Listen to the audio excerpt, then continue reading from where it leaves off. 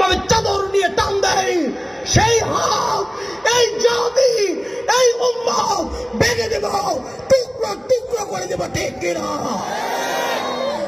আজকে আল্লাহর নবীর শানে যারা এরকম ভাবে বেয়াদবিমূলক কথা বলবেন, যে কোনো দল, আমার আফসোস হয় আপনাদের জন্য, আপনাদের দলের জন্য।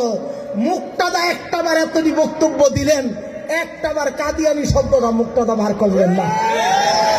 এই দেখেন নাই, আপনারা দেখেন নাই, এই একটাবারও মুক্তাদা কাদিয়ানি বার করতে পারলেন না। আপনি কি এর দলটা যে করবেন, কি এর যে মদিনার সনদটা দিয়ে দেশ চালাইবেন, এটা আপনাকে কথাতেই আমরা বুঝি। কথা কোন ঠিক কিনা?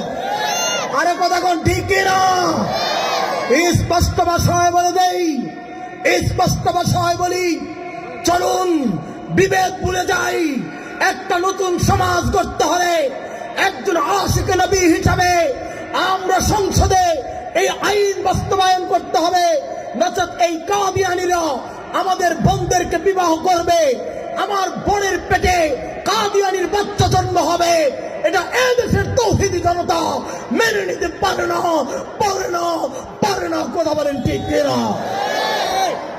আমার ভাইদেরকে বলবো, এই জন্য আশিকে নবী সাল্লাল্লাহু আলাইহি ওয়াসাল্লামের প্রকৃত কাজ হচ্ছে, আল্লাহর নবী সাল্লাল্লাহু আলাইহি ওয়াসাল্লাম মাদ্রাসা প্রতিষ্ঠা করেছেন। আল্লাহর হাবিব সাল্লাল্লাহু আলাইহি ওয়াসাল্লাম এরকম নিজে শিক্ষক ছিলেন।